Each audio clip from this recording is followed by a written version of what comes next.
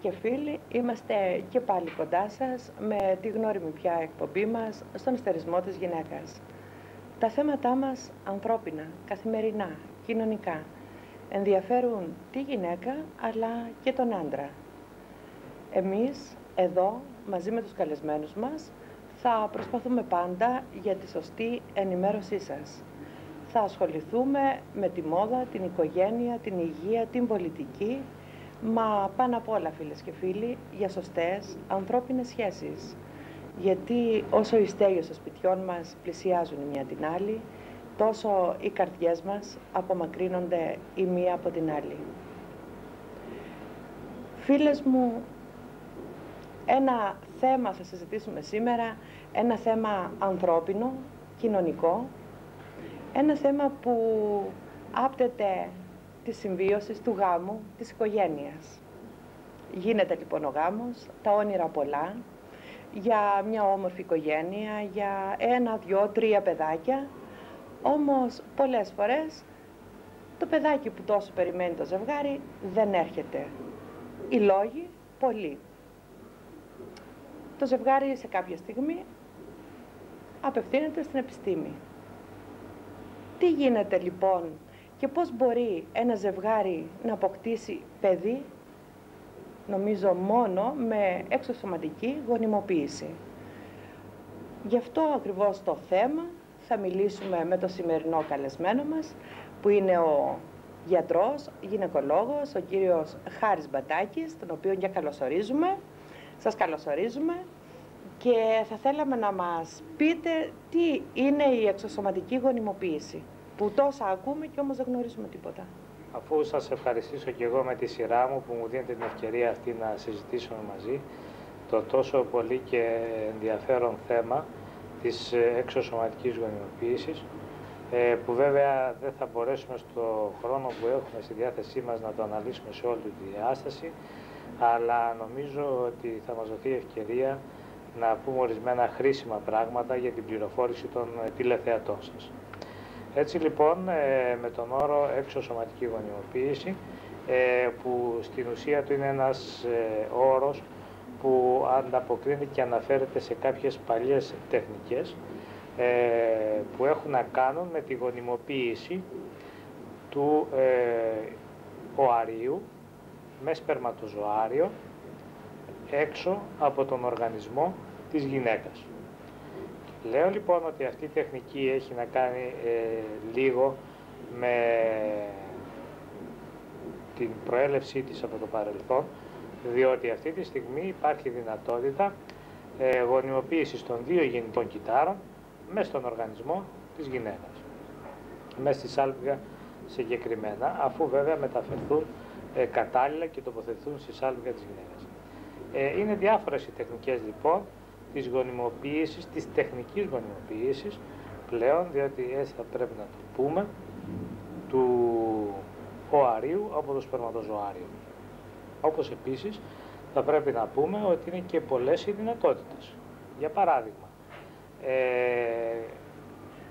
γίνεται η λήψη του οαρίου από την γυναίκα, γίνεται η λήψη του σπερματοζωαρίου από το σύντροφό της, από το σύζυγό της, και πραγματοποιείται η γονιμοποίηση σε κατάλληλες συνθήκες, οι οποίες δεν υπάρχουν στον οργανισμό της γυναίκας και ενδεχόμενα αποτελούν και την αιτία της μη γονιμότητος του ζευγαριού.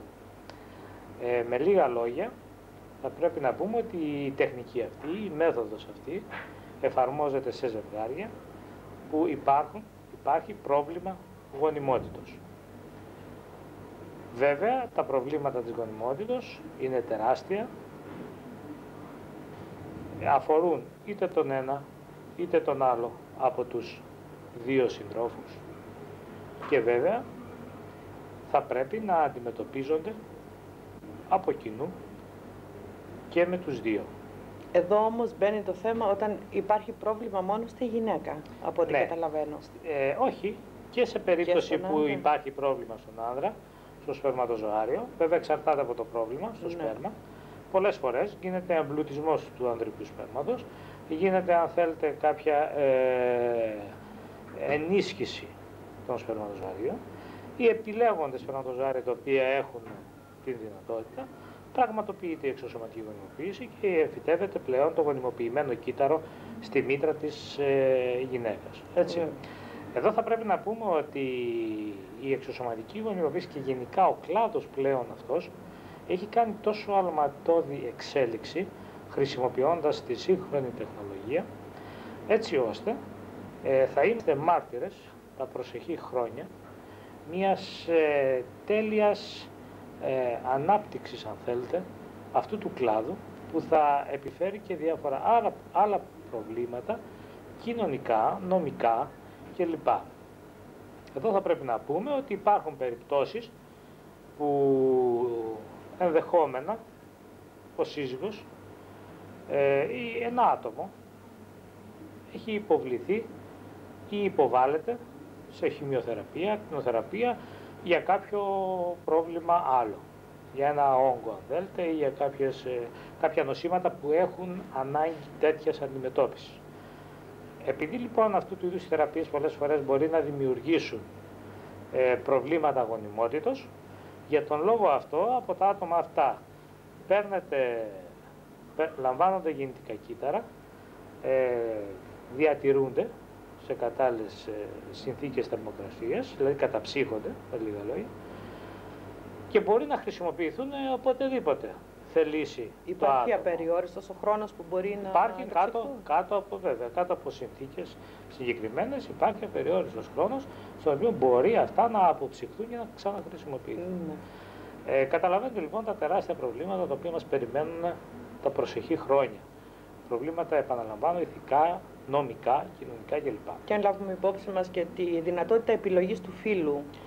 Βέβαια, και αυτό είναι ένα άλλο τεράστιο κεφάλαιο που βέβαια εδώ θα πρέπει να πω και να τονίσω ότι όλα αυτά, αν θέλετε, δεν εντάσσονται απλά και μόνο στην επιλογή του φύλου, εντάσσονται, αν θέλετε, σε ένα ευρύτερο και γενικότερο πρόγραμμα, το οποίο αυτή τη στιγμή υλοποιείται, βρίσκεται, αν θέλετε, στο στάδιο της υλοποίησης, που πλέον θα προχωρήσουμε σε επιλογή ενδεχόμενα και ανθρώπων. Καλύτερη ποιότητα ίσως ανθρώπων. Θέλω να πω ότι ναι, η προσπάθεια εκεί αποβλέπει. Βέβαια, ενδεχόμενα αυτή τη στιγμή αυτό το οποίο λέμε να δημιουργεί έτσι κάποιους προβληματισμούς, διάφορους προβληματισμούς. Παρόλο όμως τους προβληματισμούς οι οποίοι αναπτύσσονται και σε εμάς και σε όλη την κοινωνία μας, έχω την άποψη ότι δεν θα πρέπει εμείς να μείνουμε απ' έξω από όλα αυτά τα οποία γίνονται αυτή τη στιγμή στον κλάδο αυτό. Δηλαδή στον κλάδο της εμβριομητρικής ιατρικής, στον κλάδο της εξωσωματικής γονιμοποίησης κλπ. Δηλαδή όσο και να έχουμε τους προβληματισμούς θετικούς ή αρνητικούς, σε σχέση με όλα αυτά θα πρέπει και εμείς να έχουμε λόγο και να έχουμε τη δυνατότητα, αν θέλετε, μέχρι σε έναν βαθμό παρέμβασης σε όλα αυτά τα οποία αυτή τη στιγμή γίνονται γύρω μας. Και που είναι τόσο σημαντικά βέβαια. Και ίσως έχουμε τους ενδιασμούς αυτούς, κύριε Μπατάκη, επειδή είναι πρωτόγνωρα για μας. Είναι κάτι που δεν το γνωρίζουμε, που δεν το έχουμε ζήσει, δεν το ξέρουμε. Ναι, οπωσδήποτε. Καλά, βέβαια το ευρύ κοινό δεν το γνωρίζει και αυτό που λέμε εξωσωματική γονιμοποίηση μπορεί να το μπερδεύει με διάφορες προκαταλήψεις, αν θέλετε, λανθασμένες πληροφορίες που έχει κλπ. Ο άλλος μπορεί να νομίζει ότι όταν εννοούμε εξωσωματική γονιμοποίηση εννοούμε ότι χρησιμοποιούμε σπέρμα ετερόλογου δότη, δηλαδή ενός ο οποίος ξένου, όχι του συζύγου. Είναι λάθος. Συνήθως η εξωσωματική γονιμοποίηση γίνεται από γεννητικά κύτταρα των συζύγων. Δηλαδή αυτό το οποίο είναι συνηθισμένο είναι η χρήση γεννητικών κυττάρων από τους συζύγους. Και σε τι ποσοστό ανέρχεται η επιτυχία? Κοιτάξτε να σας πω, αυτό βέβαια εξαρτάται από τα κέντρα που γίνεται και από την οργάνωση που υπάρχει. Συνήθως είναι γύρω στο 30% το ποσοστό επιτυχίας. Ναι. Είναι περίπου γύρω στο 30%. Βέβαια, εδώ θα πρέπει να πούμε ότι στην εξωσωματική γονιμοποίηση δεν γονιμοποιείται μόνο ένα κύτταρο της γυναίκας, Έτσι, γονιμοποιούνται με σπερματοζωάρια όσο πιο πολλά κύτταρα μπορούν να γονιμοποιηθούν. Γίνεται δηλαδή λήψη οαρίων όσο το δυνατόν περισσότερο. Και 3 και 4 και 5, όσα μπορούν πιο πολλά να γίνει λήψη. Και αφού γονιμοποιήσουν πάλι όσο γίνεται περισσότερα, εμφυτεύονται τα πιο καλά έτσι μέσα στη μήτρα, στην κοιλότητα της μήτρας. Εκεί πλέον είναι που μπαίνει μετά ο κλάδος της, αυτό που λέμε, της εμβριομητρικής ιατρικής, που πλέον αλλάζει, αν θέλετε, επίπεδο, και είναι αυτό με το οποίο ασχολούμαι εγώ, και που συζητήσατε και με την κυρία Τσάμι. Η επιλεκτική διακοπή. Η εκλεκτική διακοπή της κοίησης πλέον. Και για ποιο λόγο?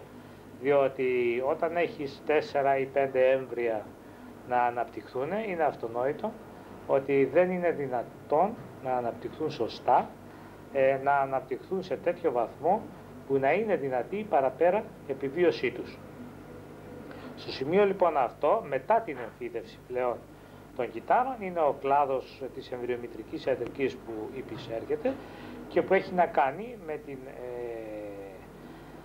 διασφάλιση όσο το δυνατόν γίνεται καλύτερων συνθήκων για τα έμβρια προκειμένου να αναπτυχθούν και να φτάσουν σε τελειόμηνα και βιώσιμα έμβρια. Πώς επιλέγεται το έμβριο που θα πρέπει να σταματήσει η ανάπτυξή του? Ναι, η κοίηση. Ναι, κοιτάξτε εδώ πλέον σας είπα και πάλι ότι είναι ο κλάδος εμβριομητρικής ιατρικής που ασχολείται με τον κλάδο αυτό, και βέβαια εδώ έχουμε διάφορους κανόνες, αν θέλετε. Δηλαδή, καταρχήν το βιοφυσικό προφίλ των εμβρίων. Τι εννοούμε με αυτόν τον τρόπο? Δηλαδή ποιο από τα έμβρια, μάλλον ποια είναι, να το πω αλλιώς, ποια είναι η ζωτικότητα των εμβρίων. Επιλέγουμε το λιγότερο ζωτικό. Η ζωτικότητα των εμβρίων κρίνεται με διάφορες παραμέτρους. Δηλαδή, το μήκος του εμβρίου, τις κινήσεις του, το μέγεθος του σάκου κοίησεως που περιλαμβάνει το έμβριο, είναι μερικές από τις παραμέτρους τις οποίες εκτιμούμε. Έτσι λοιπόν, αφού επιλέξουμε το λιγότερο ζωτικό έμβριο από τα άλλα, επιλέγουμε και τη θέση στην οποία βρίσκεται, διότι μία θέση η οποία θα είναι πιο εύκολη στο να υπάρξουν μολύνσεις και λοιμώξεις, είναι δυνατόν να μας δημιουργήσει πρόβλημα στην εγκυμοσύνη. Και στα υπόλοιπα. Και στα υπόλοιπα. Είναι και αυτή επομένως μια άλλη παράμετρος. Δηλαδή θέλω να σας πω ότι υπάρχουν διάφορες παράμετροι τις οποίες λαμβάνουμε υπόψη μας προκειμένου να επιλέξουμε σε ποιο από τα έμβρια θα ανασταλεί η παραπέρα ανάπτυξή του. Βέβαια. Και από ό,τι είδαμε και στα 2 μωράκια αυτά που έχουν γεννηθεί, είναι υγιέστατα τα παιδιά, απόλυτα υγιείς, χωρίς κανένα πρόβλημα και χαριτωμένα. Είναι πάρα πολύ καλά παιδιά, και βέβαια αυτό ακριβώς ήταν η επιτυχία, πέρα από την επιτυχία της επέμβασης, έτσι, για την εκλεκτική διακοπή της εγκυμοσύνης σε ένα από τα 3. Η παραπέρα επιτυχία ήταν η ανάπτυξη των άλλων 2, η οποία όντως ήταν πάρα πολύ καλή, όπως είδατε κι εσείς. Ναι, και όπως θα δούνε και οι φίλες και οι φίλοι τηλεθεατές, θα τα απολαύσουν αυτά τα μωράκια σε λίγο.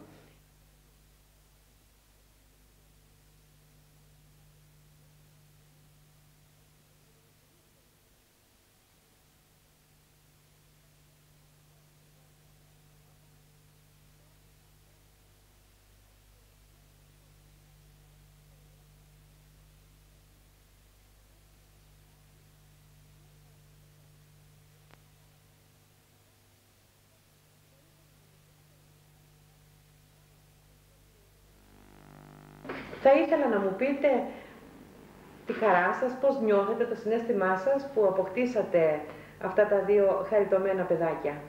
Εγώ πιστεύω ότι με λόγια δεν μπορείς να το πεις, το τι αισθάνεσαι. Είναι κάτι πολύ διαφορετικό εκεί που δεν το περίμενες. Ξαφνικά να βρεθείς με 2 παιδάκια. Ναι. Είναι πολύ ωραίο συναίσθημα. Πράγματι ήταν κάτι που δεν το περιμένατε εσείς. Ναι. Νομίζατε ότι είχαν χαθεί οι ελπίδες, ότι... Ναι. Κάπου είχαν πολλές δυσκολίες, αλλά δεν είχα απογοητευτεί. Ναι. Και πώς πήρατε την απόφαση αυτή να πάτε να κάνετε αυτή την εξωσωματική γονιμοποίηση? Μόλις εντόπισα το πρόβλημα, μόλις μου είπε ο γιατρός το πρόβλημά μου. Πήγατε σε γιατρό εδώ στα Χανιά? Ναι, δεν καθυστέρησα καθόλου. Πήγα αμέσως. Αθήνα, όπου έγινε η εξωσωματική, και ευτυχώς ήμουν πολύ τυχερή και έκανα μία προσπάθεια μόνο. Και έκανα αυτά τα 2 μωράκια. Πολύ όμορφα. Η χαρά βέβαια δεν περιγράφεται, σας βλέπουμε. Ο μπαμπάς πώς ένιωσε και πώς αντιμετωπίσατε έτσι τις δυσκολίες? Είσαστε σύμφωνος με τη γυναίκα σας να ξεκινήσετε την προσπάθεια? Εάν υπάρχει καλή ενημέρωση και από... Δηλαδή θα πρέπει να ψάξει πάρα πολλά πράγματα για να φτάσει εκεί που φτάσαμε εμείς, στην εξωματική γονιμοποίηση, να ενημερωθείς πλήρως, που αυτή η ενημέρωση γίνεται στο κέντρο που έχουμε πάει στην Αθήνα. Ναι. Και καταλαβαίνεις πάρα πολλά πράγματα, ότι είναι πάρα πολύ το φυσιολογικό. Αυτό δηλαδή που γίνεται. Αν φυσιολογικά φυσικά μπορεί να μείνει η γυναίκα έγκυος, με το φυσιολογικό τρόπο, είναι η μόνη λύση που μπορεί να φτάσεις κάπου εκεί. Η χαρά είναι τεράστια. Δηλαδή, ξαφνικά από να βρεθείς με 2 παιδιά, με 2 παιδιά, ναι. Είναι κάτι το ανεπανάληπτο, κάτι που δεν μπορεί να το φανταστεί κανείς. Βέβαια. Η χαρά είναι απερίγραπτη.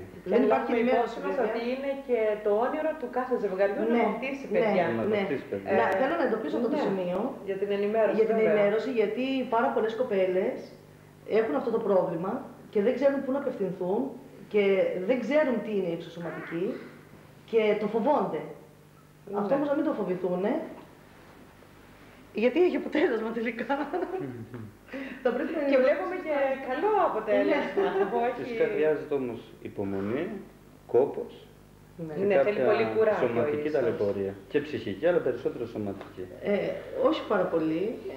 Όταν το προσωπικό είναι πολύ. Εντάξει, αλλά χρειάζεται πάντως να έχεις φοβερή δύναμη μέσα σου για να πετύχεις αυτό που θέλεις. Ναι, αλλά λάβουμε υπόψη μας όμως ότι όταν θέλουμε κάτι πολύ, το πετυχαίνουμε και δεν υπολογίζουμε κόπους και ταλαιπωρίες. Αυτό ακριβώς θέλω να πω. Και τι περισσότερη χαρά από το να κρατήσει κανείς την αγκαλιά του τα παιδιά του. Ναι, βέβαια. Εγώ είναι κάτι που δεν το σκέφτηκα, τον κόπο ή την ταλαιπωρία τη δική μου. Δεν το σκέφτεσαι, εκείνη τη στιγμή δεν το σκέφτεσαι. Εγώ πιστεύω ότι το πρόβλημα αυτό που αντιμετωπίζουν πολλά νέα ζευγάρια στην ηλικία μας είναι ότι πρέπει να ψάξουν να βρουν την αιτία που δημιουργείται αυτό το πρόβλημα και να ανεπιφύλακτα να πάνε να κάνουν την εξωματική γονιμοποίηση. Είναι κάτι δηλαδή δεν υπάρχει κάποια διαφορά με τη φυσιολογική εγκυμοσύνη. Είναι ακριβώς το ίδιο. Ίσως τώρα εκεί ακριβώς δεν υπάρχει σωστή ενημέρωση. Θέλω να εντοπίσω κάτι. Πολλοί με ρωτάνε αν είναι το σπέρμα του άντρα μου. Θέλω να το διευκρινίσω τώρα. Ναι, είναι το σπέρμα του άντρα μου. Δεν είχε ο άντρας μου το πρόβλημα. Εγώ το είχα. Μα ακριβώς. Είναι κάτι που το γνωρίζουμε εξάλλου. Αλλά νομίζουμε ότι είναι σωστό αυτό που λέτε για να ενημερωθούμε. Γιατί νομίζω ότι θα βάλουν ξένο σπέρμα. Όχι, δεν θα βάλουν ξένο σπέρμα. Είναι του άντρα. Φοβούνται, σου λένε μήπως είναι από άλλον.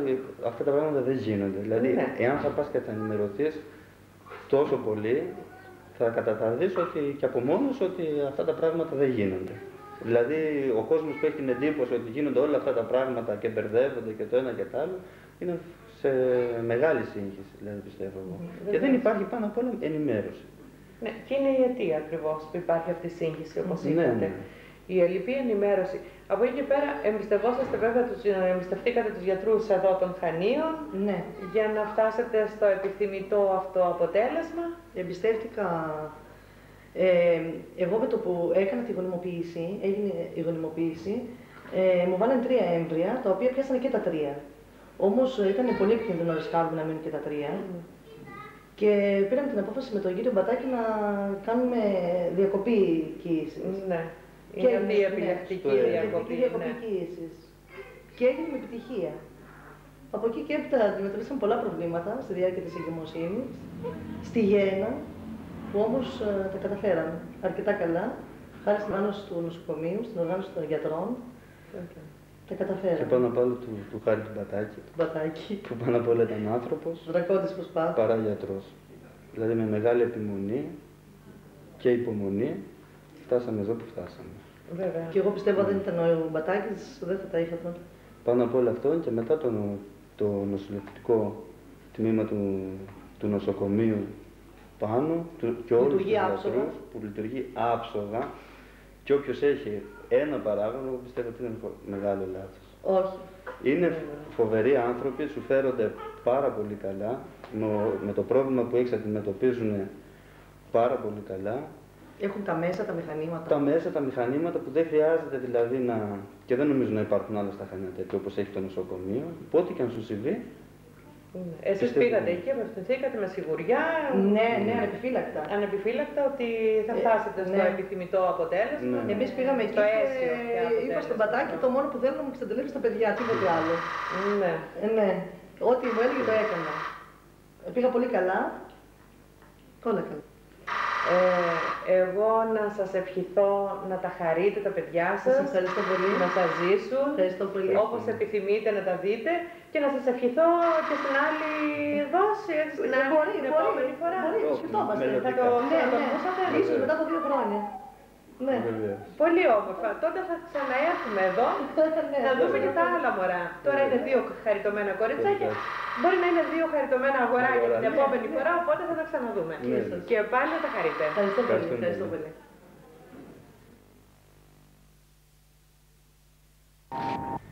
Παρακολουθούμε μία επέμβαση η οποία πραγματοποιήθηκε στις 13 Ιανουαρίου στο Νομαρχιακό Γενικό Νοσοκομείο Χανίων, η οποία συνίσταται στην εκλεκτική διακοπή εγκυμοσύνης, δηλαδή σε μία εκκοίηση όπου τα έμβρια ήταν 3 τον αριθμό και είχε πραγματοποιηθεί η εγκυμοσύνη με εξωσωματική γονιμοποίηση και έμβριο μεταφορά. Θανατώσαμε το ένα έμβριο και αφήσαμε τα άλλα 2 προκειμένου η εγκυμοσύνη να ολοκληρωθεί και να γίνουν βιώσιμα έμβρια.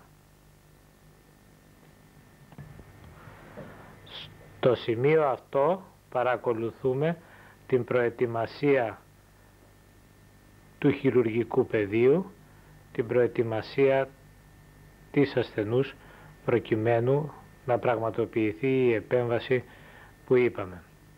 Η επέμβαση αυτή γίνεται χωρίς γενική νάρκωση, απλά με μια τοπική διήθηση των κοιλιακών τυχωμάτων με ξυλοκαΐνη, και στη συνέχεια πραγματοποιείται ο εμβολισμός του εμβρίου, το οποίο προηγουμένως έχουμε επιλέξει λαμβάνοντας υπόψη μας ορισμένες παραμέτρους, δηλαδή τη θέση του εμβρίου, το μέγεθός του σε σχέση με τα άλλα και γενικά την πρόβλεψη για την παραπέρα εξέλιξη των υπόλοιπων εμβρίων. Εδώ παρακολουθούμε την προετοιμασία του χειρουργικού πεδίου και συνεχεία θα παρακολουθήσετε την πραγματοποίηση της επέμβασης.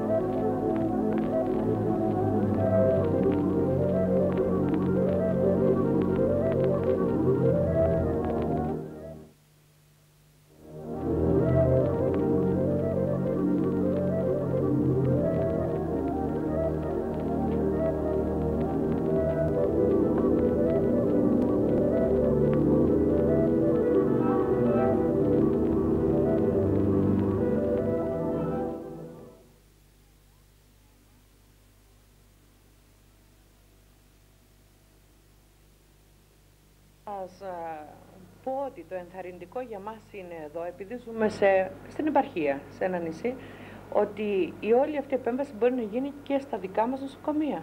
Και από ό,τι είδαμε ήδη στην κυρία Τζάμι ήταν με απόλυτη επιτυχία. Ναι, αυτό όντως είναι κάτι το οποίο θα πρέπει πάλι να το πούμε, ότι οι δυνατότητες επιτυχούς επεμβάσεως τις έχουμε και εδώ στο νοσοκομείο μας, στα Χανιά. Με απόλυτη επιτυχία, και γι' αυτό να είναι σίγουροι όλοι οι τηλεθεατές ότι μπορεί να διασφαλιστεί η επιτυχία, η απόλυτη επιτυχία και τέτοιου είδους επεμβάσεων, όπως επίσης και της αμνιοπαρακέντησης, την οποία κάνουμε πολύ συχνά με απόλυτη επιτυχία και δεν χρειάζεται για κανένα λόγο να υποβάλλεται το ζευγάρι και η έγκυος γυναίκα σε μια πρόσθετη ταλαιπωρία, η οποία συνίσταται και σε σωματική ταλαιπωρία, αλλά αν θέλετε και σε πρόσθετη οικονομική επιβάρυνση, η οποία είναι σημαντική, να υποβάλλεται να τρέχει στην Αθήνα.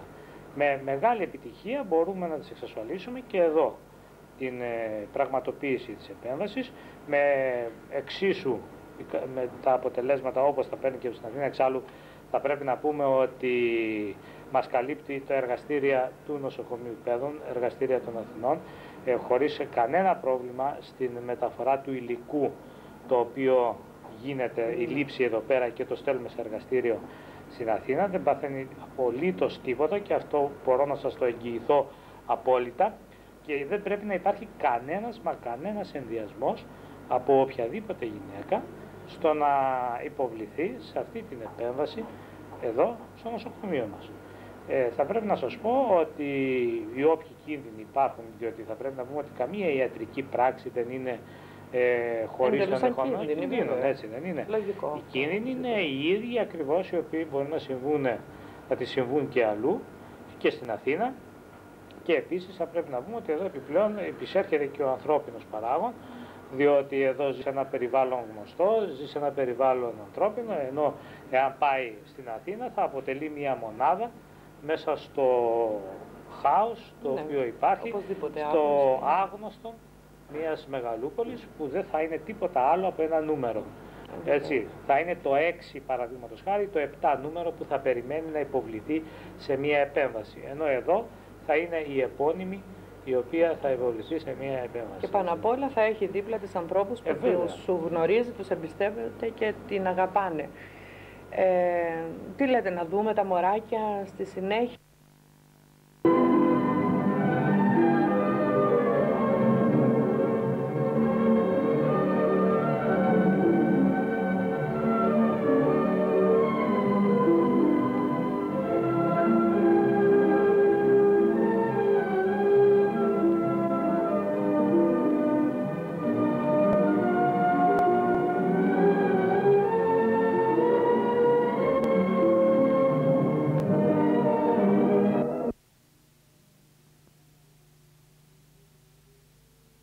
Και τελικά το όνειρό σας έγινε πραγματικότητα. Ναι.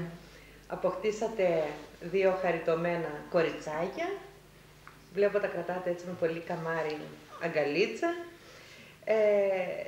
Θα ήθελα να μου πείτε τη χαρά σας, πώς νιώθετε, το συναίσθημά σας που αποκτήσατε αυτά τα 2 χαριτωμένα παιδάκια. Εγώ πιστεύω ότι με λόγια δεν μπορείς να το πεις, το τι αισθάνεσαι. Είναι κάτι πολύ διαφορετικό εκεί που δεν το περίμενες. Ξαφνικά να βρεθείς με 2 παιδάκια. Ναι. Είναι πολύ ωραίο συναίσθημα. Πράγματι ήταν κάτι που δεν το περιμένατε εσείς. Ναι. Νομίζατε ότι είχαν χαθεί οι ελπίδες, ότι... Ναι. Κάπου υπήρχαν πολλές δυσκολίες, αλλά δεν είχα απογοητευτεί. Ναι. Και πώς πήρατε την απόφαση αυτή να πάτε να κάνετε αυτή την εξωσωματική γονιμοποίηση? Και... Μόλις εντόπισα το πρόβλημα, μόλις μου είπε ο γιατρός το πρόβλημά μου... Πήγατε σε γιατρό εδώ στα Χανιά? Ναι. Δεν καθυστέρησα καθόλου. Πήγα αμέσως. Αθήνα, όπου έγινε η εξωσωματική, και ευτυχώς ήμουν πολύ τυχερή και έκανα μία προσπάθεια μόνο. Και έκανα αυτά τα 2 μωράκια. Πολύ όμορφα. Η χαρά βέβαια δεν περιγράφεται, ναι. Σας βλέπουμε. Ο μπαμπάς πώς ένιωσε και πώς αντιμετωπίσατε έτσι τις δυσκολίες? Είσαστε σύμφωνος με τη γυναίκα σας να ξεκινήσετε την προσπάθεια? Εάν υπάρχει καλή ενημέρωση και από... Δηλαδή θα πρέπει να ψάξεις πάρα πολλά πράγματα για να φτάσει εκεί που φτάσαμε εμείς, στην εξωματική γονιμοποίηση, να ενημερωθείς πλήρως, που αυτή η ενημέρωση γίνεται στο κέντρο που έχουμε πάει στην Αθήνα. Ναι. Και καταλαβαίνεις πάρα πολλά πράγματα, ότι είναι πάρα πολύ το φυσιολογικό. Αυτό δηλαδή που γίνεται. Αν φυσιολογικά φυσικά δεν μπορεί να μείνει η γυναίκα έγκυος, με το φυσιολογικό τρόπο, είναι η μόνη λύση που μπορεί να φτάσεις κάπου εκεί. Η χαρά είναι τεράστια. Δηλαδή, ξαφνικά από να βρεθείς με δύο παιδιά. Με δύο παιδιά, ναι. Είναι κάτι το ανεπανάληπτο, κάτι που δεν μπορεί να το φανταστεί κανείς. Η χαρά είναι απερίγραπτη. Δεν υπάρχει υπόψη μας ότι είναι και το όνειρο του κάθε ζευγαριού να αποκτήσει παιδιά. Θέλω να εντοπίσω αυτό το σημείο για την ενημέρωση. Για την ενημέρωση, γιατί πάρα πολλές κοπέλες έχουν αυτό το πρόβλημα και δεν ξέρουν πού να απευθυνθούν και δεν ξέρουν τι είναι η εξωσωματική και το φοβόνται. Αυτό όμως να μην το φοβηθούν, γιατί έχει αποτέλεσμα τελικά. Και βλέπουμε και καλό αποτέλεσμα. Φυσικά χρειάζεται όμως υπομονή, κόπος και κάποια πολύ κουράγιο, σωματική ταλαιπωρία. Και ψυχική, αλλά περισσότερο σωματική. Όχι πάρα πολύ. Όταν το πας από δεν είναι πολύ. Εντάξει, αλλά χρειάζεται πάντως να έχεις φοβερή δύναμη μέσα σου για να πετύχεις αυτό που θέλεις. Ναι, βέβαια, αλλά για να το όψιμο όμως ότι όταν θέλουμε κάτι πολύ, το πετυχαίνουμε και δεν υπολογίζουμε κόπους και ταλαιπωρίες. Αυτό ακριβώς θέλω να πω. Ότι... Και τι περισσότερη χαρά από το να κρατήσει κανείς την αγκαλιά του τα παιδιά του. Ναι, βέβαια. Εγώ είναι κάτι που δεν το σκέφτηκα, τον κόπο ή την ταλαιπωρία τη δική μου.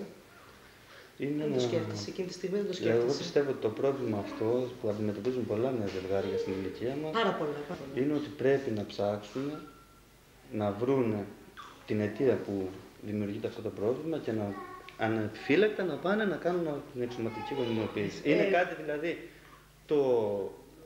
δεν υπάρχει κάποια διαφορά με τη φυσιολογική εγκυμοσύνη. Είναι ακριβώς το ίδιο. Ίσως τώρα εκεί ακριβώς δεν υπάρχει σωστή ενημέρωση. Θέλω να εντοπίσω κάτι. Πολλοί με ρωτάνε αν είναι το σπέρμα του άντρα μου. Θέλω να το διευκρινίσω τώρα. Ναι, είναι το σπέρμα του άντρα μου. Δεν είχε ο άντρας μου το πρόβλημα. Εγώ το είχα. Μα ακριβώς. Είναι κάτι που το γνωρίζουμε εξάλλου, αλλά νομίζουν ότι είναι σωστό αυτό που λέτε για να ενημερωθούν. Γιατί νομίζω ότι θα βάλουν ξένο σπέρμα. Όχι, δεν θα βάλουν ξένο σπέρμα, είναι του άντρα. Φοβούνται, σου λένε μήπως είναι από άλλον. Αυτά τα πράγματα δεν γίνονται. Δηλαδή, εάν θα πας και θα ενημερωθείς τόσο πολύ, θα καταδείς ότι και από μόνος ότι αυτά τα πράγματα δεν γίνονται. Δηλαδή, ο κόσμος που έχει την εντύπωση ότι γίνονται όλα αυτά τα πράγματα και μπερδεύονται και το ένα και το άλλο, είναι σε μεγάλη σύγχυση, δηλαδή, πιστεύω εγώ. Και δεν υπάρχει πάνω απ' όλα ενημέρωση. Ναι, και είναι η αιτία ακριβώς που υπάρχει αυτή η σύγχυση, όπως είπατε. Η ελλειπή ενημέρωση. Από εκεί και πέρα, εμπιστευτήκατε τους γιατρούς εδώ των Χανίων για να φτάσετε στο επιθυμητό αυτό αποτέλεσμα. Εμπιστεύτηκα. Εγώ με το που έκανα τη γονιμοποίηση, έγινε η γονιμοποίηση, μου βάλανε 3 έμβρια, τα οποία πιάσανε και τα 3. Όμως ήταν πολύ επικίνδυνο να ρισκάρουμε να μείνουν και τα 3. Και πήραμε την απόφαση με τον κύριο Μπατάκη να κάνουμε διακοπή κοίησης. Ναι. Είναι αυτή η επιλεκτική διακοπή κοίησης. Και έγινε με επιτυχία. Από εκεί και έπειτα αντιμετωπίσαμε πολλά προβλήματα στη διάρκεια της εγκυμοσύνης, στη γέννα, που όμως τα καταφέραμε αρκετά καλά, χάρη στην οργάνωση του νοσοκομείου, στην οργάνωση των γιατρών. Τα καταφέραμε. Και πάνω απ' όλο του χάρη του Μπατάκη. Που πάνω απ' όλα ήταν άνθρωπος. Δρακόντης προσπάθεια. Παρά γιατρός. Δηλαδή με μεγάλη επιμονή και υπομονή φτάσαμε εδώ που φτάσαμε. Βέβαια. Και εγώ πιστεύω αν δεν ήταν ο Μπατάκης, δεν θα τα είχα τώρα. Πάνω απ' όλο αυτό και μετά το νοσηλευτικό τμήμα του νοσοκομείου πάνω και όλους τους γιατρούς που λειτουργεί άψογα, και όποιος έχει ένα παράγοντα, πιστεύω ότι είναι μεγάλο λάθος. Όχι. Είναι φοβεροί άνθρωποι, σου φέρονται πάρα πολύ καλά, με το πρόβλημα που έχεις αντιμετωπίζουν πάρα πολύ καλά. Έχουν τα μέσα, τα μηχανήματα. Τα μέσα, τα μηχανήματα που δεν χρειάζεται δηλαδή να... και δεν νομίζω να υπάρχουν άλλα στα Χανιά τέτοια όπως έχει το νοσοκομείο, που ό,τι και αν σου συμβεί. Εσείς πήγατε εκεί, απευθυνθήκατε με σιγουριά. Ναι, ανεπιφύλακτα. Ανεπιφύλακτα ότι θα φτάσετε στο επιθυμητό αποτέλεσμα. Εμείς πήγαμε εκεί και είπα στον Μπατάκη το μόνο που θέλω να μου εξαντλεύσει τα παιδιά, τίποτε άλλο. Ναι. Ό,τι μου έλεγε το έκανα. Πήγα πολύ καλά. Όλα καλά. Εγώ να σας ευχηθώ να τα χαρείτε τα παιδιά σας, Σας ευχαριστώ πολύ. να σας ζήσουν, Ευχαριστώ πολύ. όπως επιθυμείτε να τα δείτε και να σας ευχηθώ και στην άλλη δόση, έτσι, στην άλλη την επόμενη φορά. Μπορεί, το σκεφτόμαστε. Θα το ακούσατε. Ίσως μετά από 2 χρόνια. Ναι. Πολύ όμορφα. Τότε θα ξαναέρθουμε εδώ Ναι, να δούμε και τα άλλα μωρά. Τώρα είναι 2 χαριτωμένα κοριτσάκια. Μπορεί να είναι 2 χαριτωμένα αγοράκια την επόμενη φορά, οπότε θα τα ξαναδούμε. Και πάλι να τα χαρείτε. Ευχαριστώ πολύ. Ευχαριστώ πολύ.